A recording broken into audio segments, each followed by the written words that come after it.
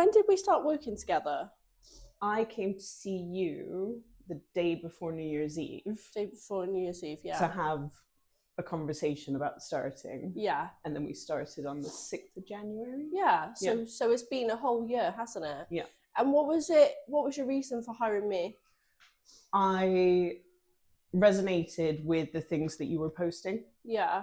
And that's what led me to have that conversation. When we met, I was like, yes. What kind of things was it? It was more self-focused. Yeah. Than really focused on hitting targets and, doing reps and maximizing your output with exercise. Yeah. And how come you chose me over other trainers? It was that resonance. Yeah. There was no one else for me. Yeah. Yeah. And how did you feel about your body, your health and your fitness before working with me? Very poor. I had reached a point of being frustrated and needing to do something. Yeah. And how do you feel about your body and your health and fitness now? Fantastic. Now, whichever way the scale goes, I don't mind. I've reached a point where I know that I'm good with my nutrition, I'm good with my exercise, and any setback is something that I will be able to overcome when I'm fit enough or when I have time. Or so you feel like your self-belief has gone, your ability to do things, your self-efficacy has improved greatly. Yeah. You feel you can navigate obstacles now, whereas previously you felt like you might not have been able to handle setbacks. Yeah. And I was going to ask you what results you've got with me. Well, we lost 14 kilos, I think, in total. Yeah, it was a lot. Yeah, we lost 14 kilos, 2 dress sizes, nearly 3. And I am far more confident about my food choices and the way that I treat myself generally. Yeah, that's good. And what struggles did you have before you met me? Overeating, emotional eating, no exercise whatsoever. Yeah. I'd put on 25 kilos, I think, and didn't know where to go from there. I was attempting other types of diets, which would give me short-term results. Yeah. And then I would bounce back to exactly where I was before because I didn't have the skills or knowledge to maintain. Yeah. And how has working with me helped you overcome the struggles? I feel like we've been able to work together. You've been able to educate me in a way that I've been able to catch on to and really adopt. Yeah. And it's not deprivation. It's not missing out on things. Yeah. It's moderation and making the correct choices. Balance. And what have you learned since working with me? All of that. And to trust myself. Yeah. That, the scales won't always go in the direction that I want them to, and that's okay.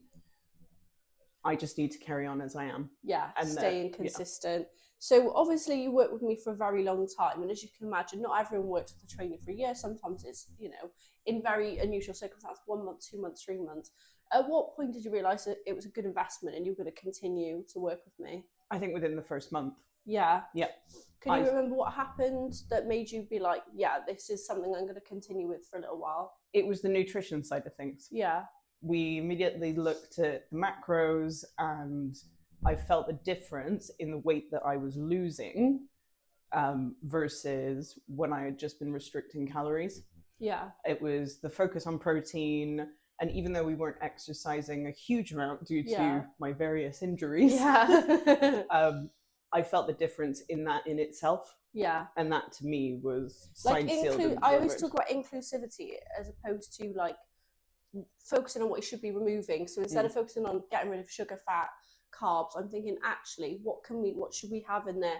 Lean sources of protein, fiber, things like that. And a lot of the time that it helps you manage your appetite better. Agreed. And you're more satiated, so you're less inclined to have other things. But then we also talk about how we can snack cleverly so it doesn't derail our progress.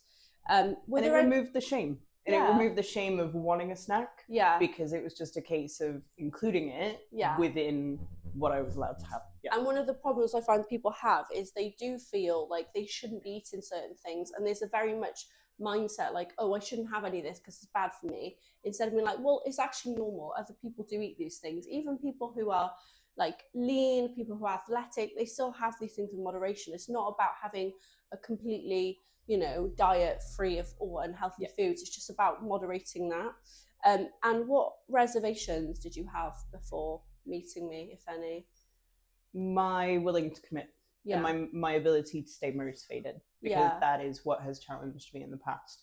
So you were a bit concerned that maybe you would like lose the momentum and be like, I can't be bothered anymore, may as well just give up. Or that I wouldn't stick to the plan, that I wouldn't really adopt what you were suggesting as far as food wise and, you know, doing more activity. It was my lack of confidence in myself to maintain the motivation to and continue. Would you recommend me, and if so, why? Absolutely.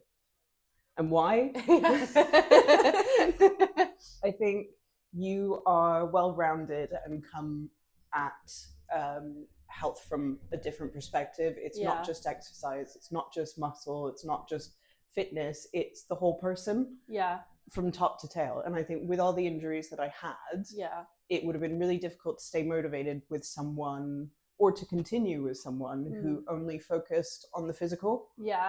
I think that's the thing, isn't it? It's being adaptable to the person. It's knowing that everyone comes to their own challenges, whether it be like dietary requirements or restrictions or previous eating disorders, physical restrictions. So instead of thinking, well, we can't do all these things, it's like, what can we do? How can we work around these and still make sure we're making progress physically, so that you still feel like it's worth exercising and it's not just a case of just throwing in the towel because it's like, well, I feel so restricted. But I think, again, with the diet, the same approach I have with exercise is, let's not focus on what we can't do or what we can't have. Let's focus on what we can do.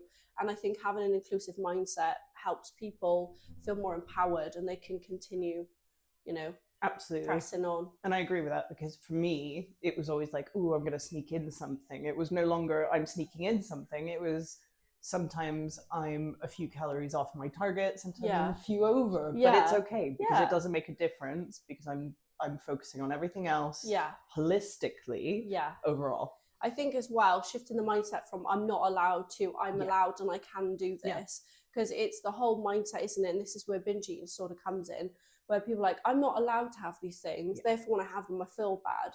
But just shifting that mindset gives you a more positive relationship with your body and food, which helps you adhere to a healthy diet and helps you stay on target with things like calories when you know that you can have certain things. All about balance. Yeah, definitely. I hope my let me see. Oh, thank God.